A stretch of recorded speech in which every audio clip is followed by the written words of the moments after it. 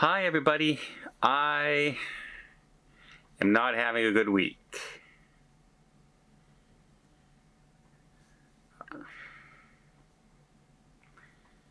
I heard some pretty devastating news last night.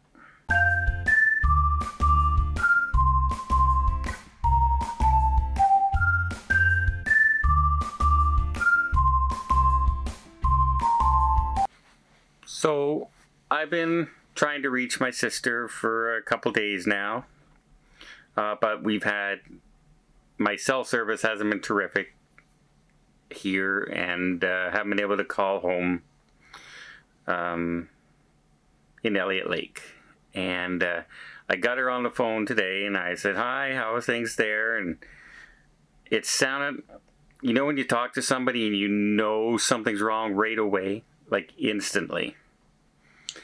And I just said, what's wrong? I can tell something's wrong. What's wrong? And my stepfather, Gary, passed away last night in his sleep, which is really hard that I'm this far away and just can't rush over to my sister and be there with her. The two of them live together in Elliott Lake. They've been living together for quite a while now, since my mom passed away. As you know, I mentioned before that he went into the hospital in and out all the time, and it was one thing after another, and then suddenly they decided, oh, by the way, yes, you have cancer and it's everywhere. Well, I saw my stepdad just about 2 months ago, and none of this had happened. We hadn't heard any of this before. Then he said, oh, yeah, by the way, you have cancer and stuff like that, and it's everywhere, and there's not really a treatment for it, etc. And then I went and saw him the week before I came on this cruise. And there was such a deterioration in his getting around, and he had he had collapsed twice on my last day of visit when I was down there. I'm really glad that my two nephews, Mark and Paul, and I were able to get down and visit before this happened. I would have felt horrible if I hadn't been able to get down and spend some time with him. Just to be there, talk about some times, let him know that I loved him.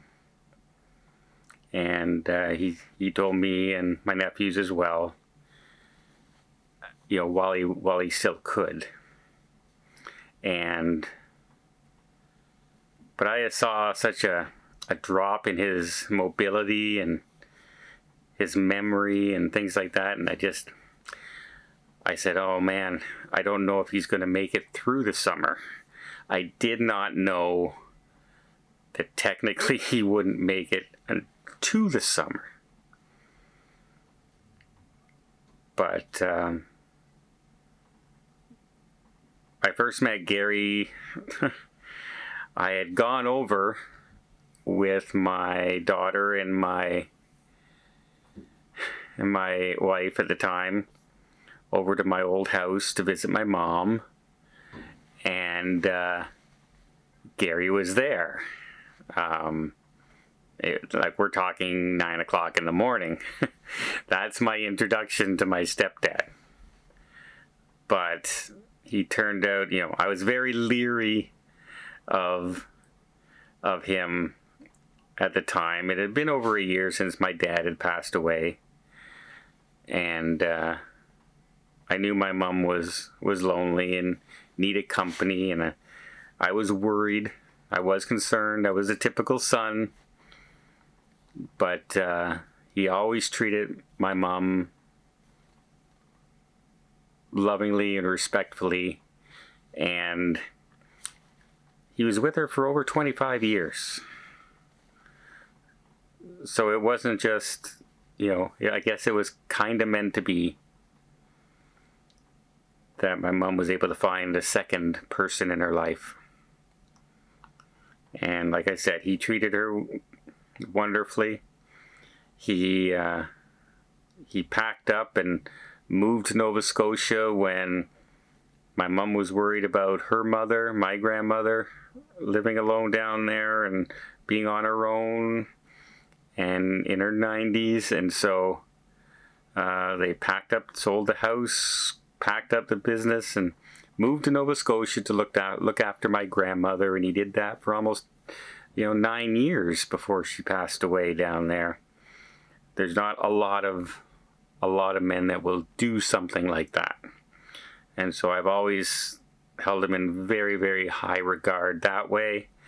And then when my sister needed a place to go, my mom and him took her in for a couple years. And then when my mother passed away, he, you're not going anywhere. You're still staying here. And they've been living together ever since, sharing rent and helping each other out through the good times and the bad times. And this is definitely for our family a little bit of the bad times.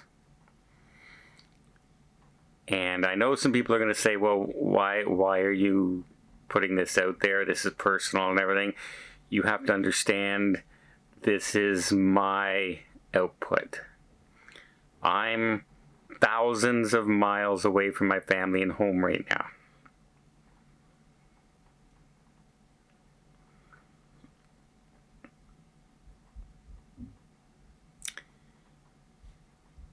And you folks are the ones who allow me to express my emotions and when things are going on with me. And this is kind of like my therapy and how I get out and am able to express myself when I don't have family nearby. I did have to call my 2 nephews today and let them know. I let my son know. I let my daughter know. And it's kind of a helpless feeling when you're this far away and you feel like there's nothing you can do. So all I can do is remember the good times, honor his memory, fulfill any wishes that he leaves behind. And I know he wanted to go back to Nova Scotia to be laid to rest next to my mom. And so we'll be arranging that as soon as we can. And just keep the good thoughts. It's a sad, sad time. But he had a pretty wonderful life with our family, and we will always remember him.